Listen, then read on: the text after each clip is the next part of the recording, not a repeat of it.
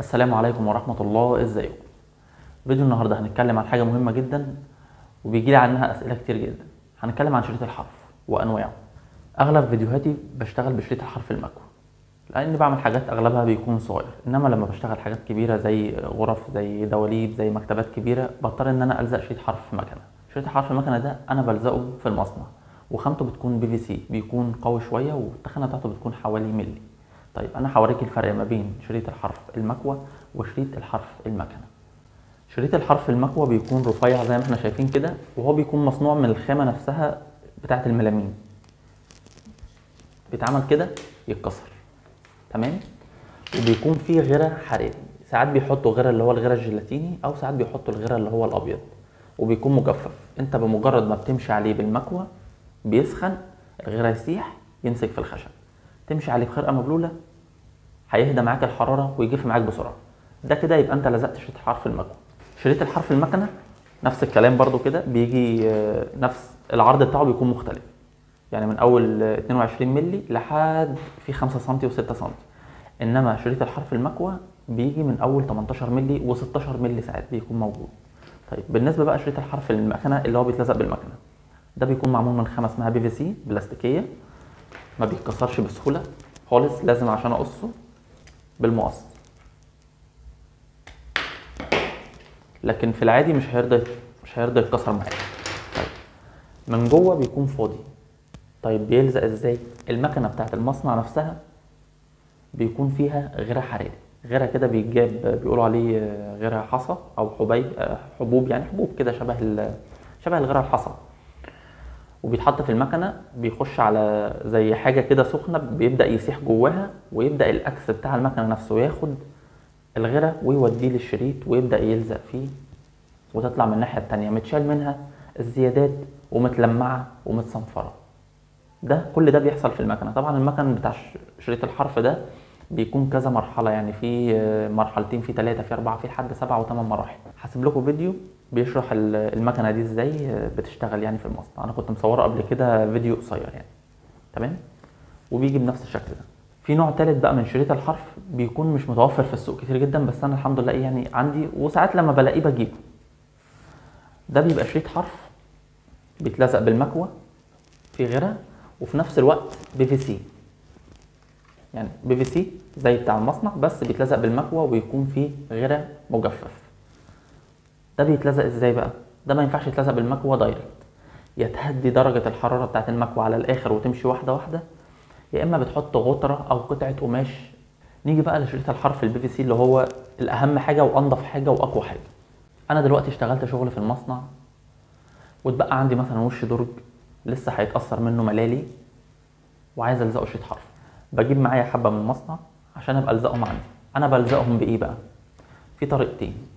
طريقة ان احنا بنحط كلة هنا، وكلة على السطح اللي هيتلزق فيه، وبعد كده بمجرد 10 دقايق كده الكلة نفسها تحس ان هي خشنت او ابتدت تجف شوية، تشد شوية، بنبدأ نحطهم على بعض ونقعد نضغط عليهم جامد لحد ما تتلزق خالص، وبعد كده بنشيل الزيادة بايدينا.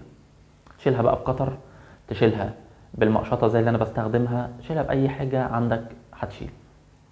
وبعد كده بتصنفرها صنفرة 150 لحد مثلا 200 220 عشان تديك نعومة، وفي نفس الوقت الزيادات دي ما تبقاش حامية في الاطراف.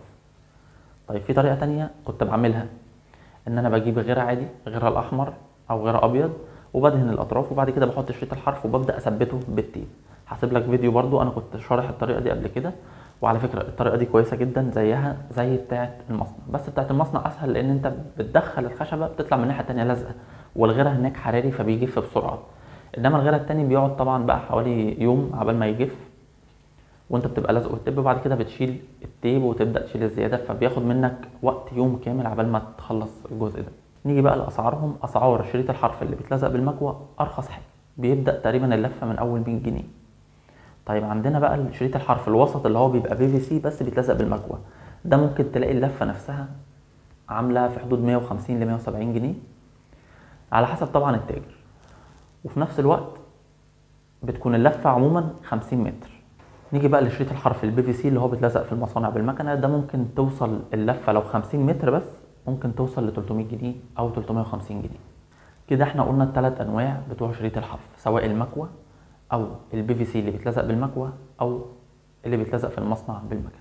اللي بيتلزق في المصنع بالمكنة هسيب لك فيديو في التفاصيل تقدر تشوف منه بيتلزق ازاي يدوي بعيد عن المكنة، وهسيب لك برضو فيديو هو بيتلزق في المصنع بالمكنة. بالنسبة للبي في سي هعمل لك فيديو دلوقتي هنشوفه واحنا بنلزقه مع بعض.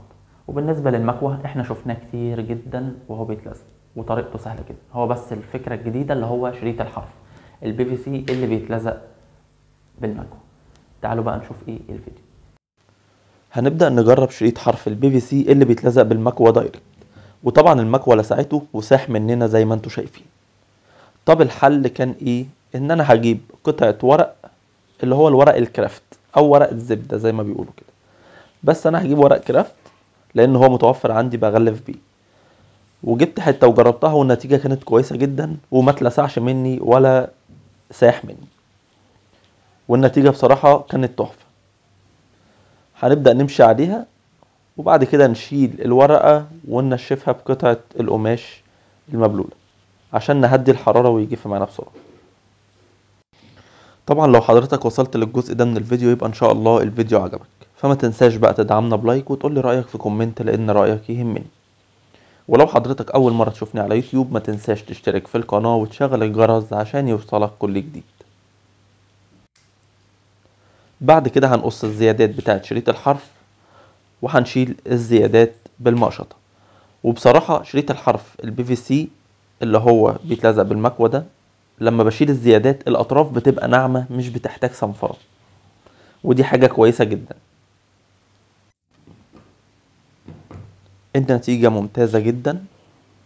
الخطوة اللي بعد كده هنبدأ نلزق شريط حرف المكوة العادي مش البي في سي اللي هو بيتكسر بمعنى صح، وده هنلزقه بالطريقة العادية من غير ورقة ولا اي حاجة تعزل الحرارة، لان هو كده كده الشريط ده برضو ممكن يتلسع لو خامته مش كويسة.